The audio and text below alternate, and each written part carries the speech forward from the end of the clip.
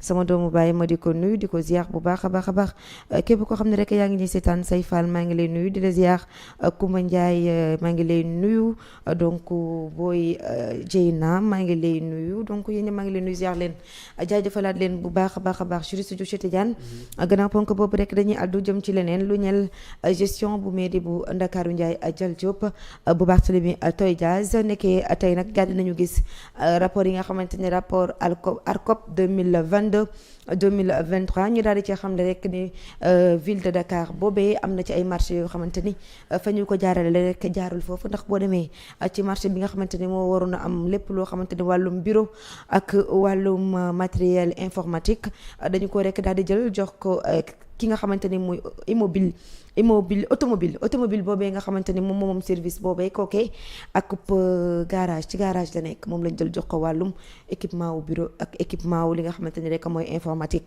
moom nag ñu xam ne rek ni lu toll ci 14 millions ci suñu koppar daal di nañ ko jox waaye it ñu daal di xamlewaat leneen daal ni it ci entreprise bii di wuyoo ci turu Kunta Fall entreprise moom tamit ak surfacturation ci marché yoo xamante ni jot nañ ko koo dénk mu toll ci 2 milliards yu toftal 197 millions ci suñuy koppar waaye it leneen moom moo nekk 4e personne yi nga xamante ni moo déposé woon ñu gis ni la mu proposé moo gën a bëri sax la ñeneen ñi proposé waaye dañu gis ni moom lañ ko daal di jox parce que am nañu proposé ba 3 milliards waaye moom daf ne 3 milliards yu teg 830 millions te dañ ko jox kon surfacturation ñu nemmee ko ci côté boobu leneen nit ñu daal di ko gisaat ci marché yooyu yi nga xamante ni moom la ñu daal di gis ni dox ci diggante kii fa nekkoon di Barthélémy Toye Dias ak ñi nga xam ne doon lañ jox marché yi Adi moom tamit nekk ak entreprise boo xamante ni moom it dafa rek daal di gagné marché te moom moomee ñu daal di xool ba ci biir gis ni moom ci wàllum légume lay daal di yëngatu ñoom carotte ñoom chou-pommé ñoom ñambeek ñu ni mel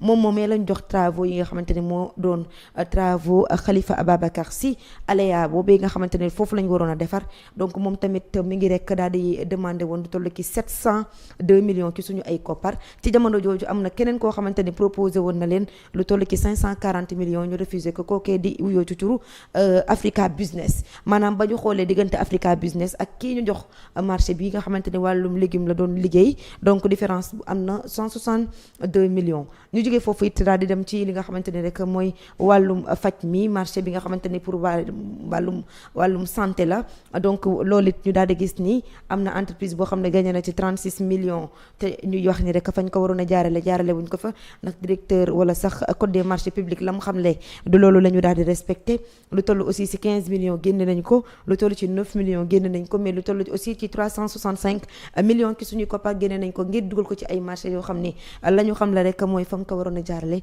dara la jaarul foofu amul appel d'offre amul dara te ci jamono jooju ñu ngi xam leen ni sax fa mu waroon a jaar maire ba ci boppam moo ko dem signé te di wax ni l'heure est grave nous sommes en danger restez chez vous te jamonoy Covid 19 bi ba ñu gis ni lu toll ci 56 millions ki suñu ay koppar daal nax na saay waaye ñu daal di ñëw ci leneen travaux yi nga xamante ni maanaam piscine bu ñu waroon a yeesalaat ngir wàcc suñu jeux yi nga xamante ni mooy jeux olympiques yi ca Dakar donc ñu génne woon lu toll ci 63 millions ki suñu koppar waroon koo jëmale li nga xamante ni rek mooy yooyu les piscines donc nag ñu daal di xamle ne koppar ga génn na te lañ ca bëggoon amuñu ko ca doolu nekk loo xamante ni fi ñu tollu tembe ak laaj la boo xamante ni dañuy laaj Barthélémy Toye Dias ana fan la dugal koppar googu leneen it ci biir mooy arbre de Noël li nga xamante ni dañ koy faral di ko def ci décembre foofu ci Ndakaaru Ndiaye Dial Diop ñu daal di gisit ni koppar ga ñu laajoon dëggantaan du koppar googee la ñu rek daal di def foofee loolu it nekk loo xamante ni lu ndaw la rek ci limalagul lu ndaw la maanaam bëri na ndax rapport bi 2022 ba 2023 la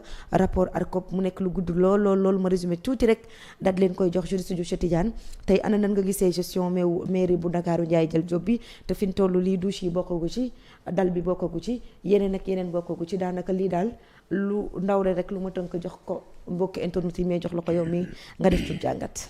xanaa tiit waaru rek waaru tiit pour confirmer justement que ne waa ji ndaanaan la li muy faral di wax naan man ndaanaan la effectivement ndaanaan la kay parce que ndaanaan mooy jël ay jaaykatu légume borom garage ba ak kan sax maanaam koo xam ne garage lay liggéeyee. waaw mécanicien la. ak koo xam ne ci légume ba.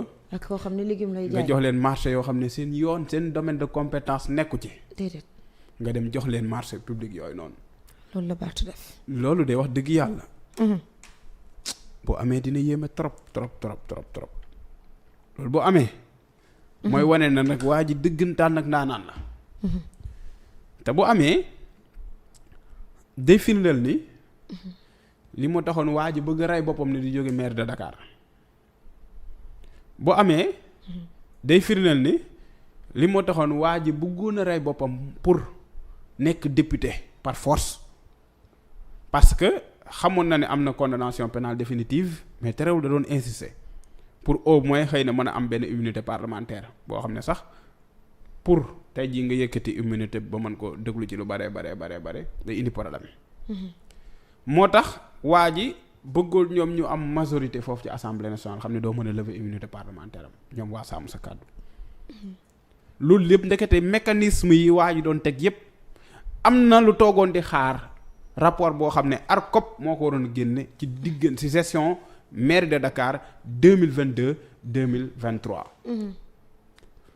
nekk de waa ji yëgoon na lu ñu yëgul. lii la yéen a kaay xëy waaye foofu dama ko ciy jox benn affaire rek bu ndaw. mu teel a comprendre xam ne jarul woon sax muy rey boppam. jarul woon muy rey boppam pour nekk député. jarul woon muy rey boppam pour ñoom ñu am majorité foofu ci assemblée nationale. waaw. jarul woon muy rey boppam ca mairie de Dakar. lu tax xam la moo tax. lu tax. par rapport ak fait yi ñu énuméré te nga wax ci lu bare bari mu des yeneen ak yeneen. des na yeneen par rapport ak fait yooyu yëpp. yéen kaay bi li mu bind lépp mënuma ko. très bien par rapport ak fait yooyu yëpp boo demee ci code des collectivités territoriales. boo xoolee article 140 bi daanaloon ki ñuy woowee Khalifa Sall da ko doon daanal. kon la daan Khalifa Sall mënees naa daan Barth. waaw bu ko newoon nekk maire de Dakar même affaire bi li fi jotoon a xew ba jëlee ko maire de Dakar même loolu sax amuloon. waaw mu continuer nekk maire de Dakar ak lii bu xewee day daanu. parce que article 140 bi. bu code des collectivités territoriales. wax ci wàllum surfacturation deniers publics yi. yaa ngi comme faux usage de faux yi.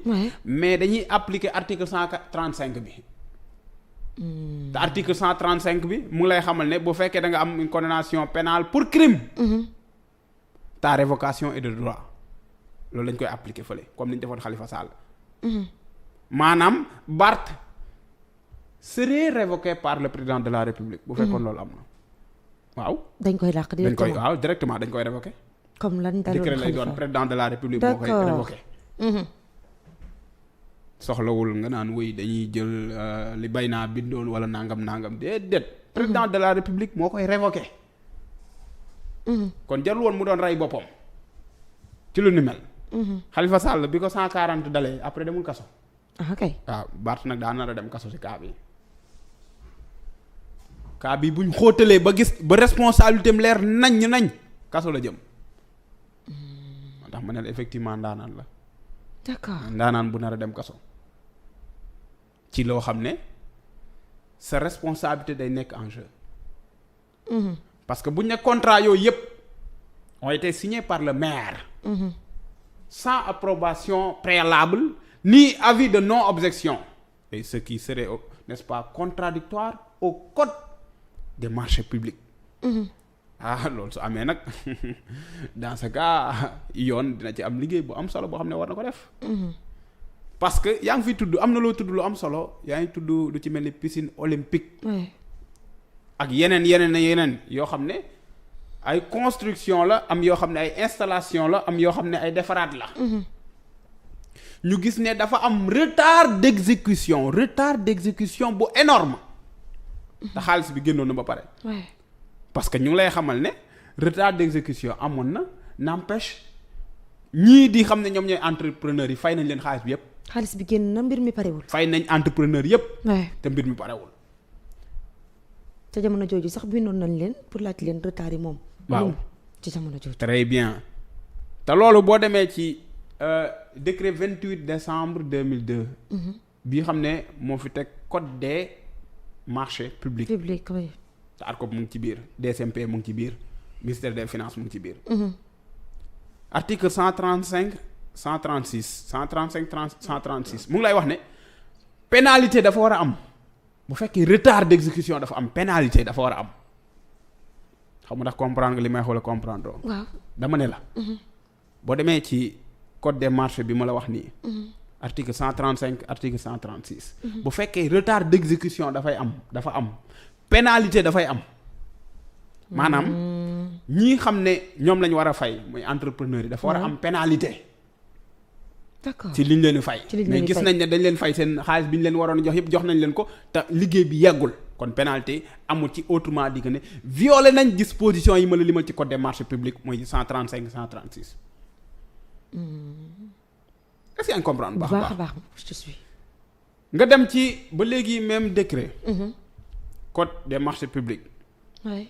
67 article 67. oui article 67 lu mu wax. appel d'offres yi. waaw. dañ ko war a publier dañ ko war a rendre public def avis d'appel d'offres dañ koy rendre publier ko mais gis nañ ne si li ñuy woowee portail officiel bi kenn publier ko. ba pare juriste li ma ci gën a jaaxal mooy da ngay gis ni kii di Africa Business day ñëw proposer daal ni que travaux yi mën na ko def ci 540 millions nga gis benn adim yi ñu ko jox moom 702 millions la proposer mais xanaa kay booy liggéeylu da ngay xool fa gën a yomb nga joxe fa. mais pourquoi ñuy jox ki gën a laaj prix bi gën a mag.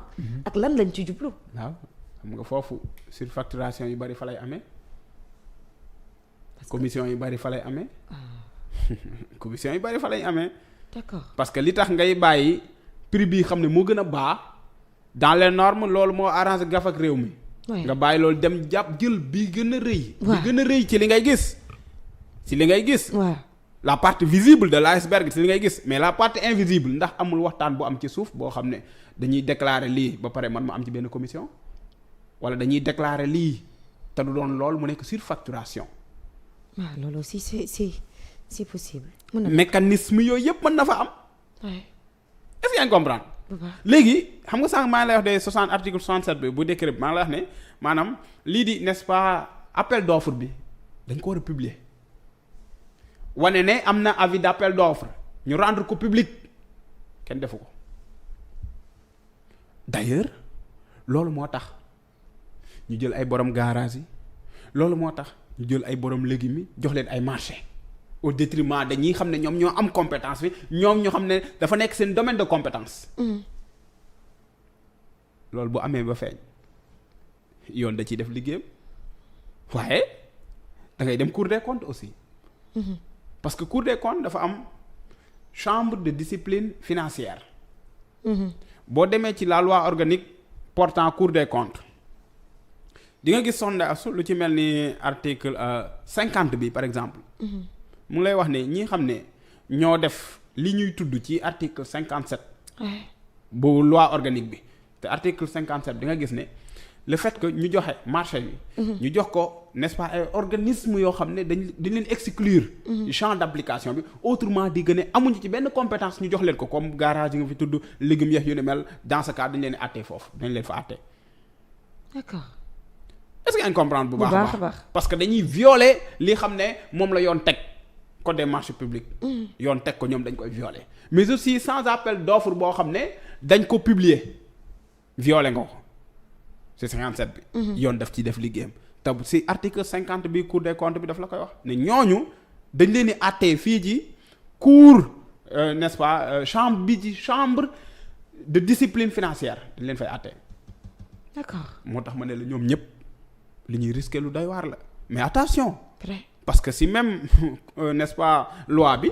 article 58 mu ngi lay xamal ne bu fekkee ñi doon exécuter moo xam ay agents de l'État lañ wala moo xam waa collectivité la territoriale ñu ne lii de bi ñu koy exécuter dañoo amoon ay directives yu jóge suñuy supérieur maanaam dafa am directive bu jóge ci ministre des finances par exemple wala ñu ne dafa am ay directives yu jógee ci premier ministre wala dafa am ay directives yu jógee président de la république dans ce cas ñoom duñ ci am responsabilité yoon ñan lay topp ñi ma la limal lii lay topp.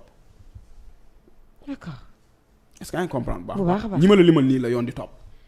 léegi damay jógee ci angle boobu demaat ci beneen angle. ñu ne la sondage par rapport ak marché yi nga fi tudd yépp amul appel d'offre amu ko ñu jël ko amul appel à la concurrence tamit ci la bokk amu ko ñu jël marché yi jox ko ay yaama neex. gré à gré. très bien de complaisance mu ngi noonu yaa ma neex am yow si wàllum légume ngay yëngatu mais am nga ay papier damay jël li dugal ko foofu comme si que ne sa domaine de compétence lay doon te nekkul sa domaine de compétence en réalité foofu maa ngi nëbb lan laay nëbb parce que yaa ngi teg ay mécanismes de détournement de deniers publics. D'accord. boo xam ne day nekk par rapport ak mécanisme yi day nekk ci article 153 code pénal léegi da ngay jël article 152 ba 155 code pénal détournement de deniers publics wala escroquerie sur les deniers publics parce que yaa ngi teg ay mécanismes yaa ngi teg ay manœuvres. Ne serait-ce que pour pouvoir détourner. sunu alal réew mu ngi noonu. parce que boo jëlee benn organisme boo xam ne. amu ci compétence. nga ne de manière officielle de manière administrative comme yow matale nga lépp bàyyil ma jël marché bi dugal ko yow ci sa organisme bu dikkee kenn du comprendre mais dinañ xam ne lii joxe nañ ko marché buñ joxe la waaye duñ xam en réalité lan ñooy say compétence léegi yow dugal bi nga ko fay dugal yow yaa ngi xaar loo fa soustraire maanaam nga jël ci alal réew mi yaa ngi xaar ay commission yaa ngi def ay surfacturation dans ce cas yoon bés bu ko yoon tegee ci table ji wala bés bu ko rapport yi tegee ci table ji yoon da ciy def liggéeyam. D'accord. kon yu mel noonu bu ñu ci tuddee Barthélémy Dias te mu nekkoon ci dëkk bi di xataraayu te keroog rek la génn di wax ci FMI lu mu ci xamul ñu bindal ko mu ñëw liir dem parce que li mu préparé woon ak li génne comme actualité bokkul doon voyager di ñëw di wër di wax di teg li ñuy woowee mouvement am di wër di jaay carte par force du kër jàmbur di jaay loolu lépp da ngay jàngat ne très bien da ngay jàngat ne dafa bëggoon a attirer benn mbooloo am benn mbooloo pour cas yu mel ni bu taxawee au moins am ñu koy soutenir di nga ñàkku la soutenir affaire deniers publics amul ko la siy soutenir. En tout cas lii grave na. lu doy waar la lii. maa ngi koy xaar nag mu génne ne Cour des comptes du moins. ARCOP li ngeen wax amul. sañ na ko maa ngi xaar mu apporter benn démenti ne leen ARCOP li ngeen génne ba tudd ci maire de Dakar bii xam ne man maa ko doon jiite. amul loolu rek laay xaar ci moom. du tudd Sonko de lii moom amul lu mu ciy tudd Sonko. parce que dañ ne gestion 2022-2023. Sonko fu mu ne woon moo yoroon réew mi wala. déedéet Diomaye moo yoroon réew mi. opposition ñan ñoo fi nekkoon. ñoom Macky Sall. te jamono jooju Sonko moo la liggéeyal jox la maire bi. te ba léegi yaa ngi koy junj sànq. tudd ñu surfacturation yi xewoon ca toilette yi liñ doon wax. ñëwagul 10 millions yi. ba léegi yooyu kenn tudd ko. te moom loolu moom moomuñ ko avoué moom. moom moo ko wax. waaw ba léegi ñëwaguñ ci lool. c'est ak leneen ak yeneen ak yeneen ak yeneen ak yeneen. lii nag da ngay delluwaat gannaaw tuuti li tax lan moo taxoon mu doon xëccoo pour Jeux olympiques de la jeunesse. pour organiser ko. ndekete dafa amoon ci biir ci préparatifs yi ay chantier yoo xam ne am na fu mu tolloon am na ay surfacturation am na yoo xam ne kenn exécuté ko te xaalis génn na te mbir mi leerul woon. est-ce que yaa ngi comprendre. bu baax day mel ni comme si que ne Bart dafa bëggoon njëkkante daal organiser yu ne mel. lan moo tax parce que am na ay mbir yu nekk suuf yoo xam ne moom maîtriser na ko mais jógagul kaw. te bu jógee kaw du baax ci moom. xëy na entre temps bëggoon na defaraat affaire yu bare bare rattrapé wu mais day fekk temps bi romb na la bu yàgg. pour yow lan moo tax baat doon rey boppam ci maire bi wut avocat façon avocat bu ne bind fii buñ ko daanee fii mu bindaat fële buñ ko daanee ba ni mu demee cour suprême pour yow lan moo tax xam na. xam na li xew ci biir. kon loolu lépp nag bu ñëwee karma boobu rattrapé ko. moom mu fi toogoon naan wëy topp ci dossier ASER bi bu kii waxee mooy mu wax ci ONAS tamit mu wax ci ndekete yoo yow sa gestion ci maire de Dakar am na lu ñu war a leeral. Khalifa Sall ñëw def dem Ndungu Sine. yow nga ne moom nga doon àndal. nga ñëw tamit def boo defee Ndungu Sine nga jëm de li nekkul dossier politique li wàllum gestion des deniers publics la de gestion la. alalu réew mi la. marché yoo xam ne dañ cee tudd ay organismes yoo xam ne habilité wuñu pour nga jox leen ko ba pare ñu ne yow yaa doon signé amul appel d'offre amul dara amul appel à la concurrence mais aussi dañ ciy tudd somme yoo xam ne dañuy déclarer lii am lu nëbbu. am somme yu nëbbu yoo xam ne ñi xam ne ñooy auditeurs yi ñi doon auditer gisuñu ko ba fi ñu toog. nga defe loolu warul leer xaalis boobu du ñu xam fan la jaar exactement faaw ñu xam fan la xaalis boobu jaar parce que alal jooju ñun ñoo ko moom. tout à fait vrai. moo tax ARCOP ñi daanal dina bari de. te li début bi la rek. parce que dem nañ n'est-ce pas caisse des dépôts et consignation laal nañ foofu aussi tamit. foofu tamit gis nga scandale yi nga fa dégg aussi tamit. bari na kay fi ñu très bien moo tax ma ne la ARCOP ñu ngi commencé feeñal mbir yu bari yoo xam ne ci gestion régime Macky Sall la. ñi fi nekkoon dañu war a répondre de leurs actes. moo xam maire nga moo xam nekkoon maire moo xam DG nga ak koo mën a doon boo ci amee responsabilité da nga koy layoo. moo tax Barth moom man leen rek laa koy ñaan. muy lan Barth génnal leeral. comme da ngaa gaaw ci point de presse wala conférence de presse keroog rek nga mujjee def génnal. na génn leeral. génnal man dama bëgg Barth génne défier ARCOP ne li ngeen wax amul ba pare teg lu leer.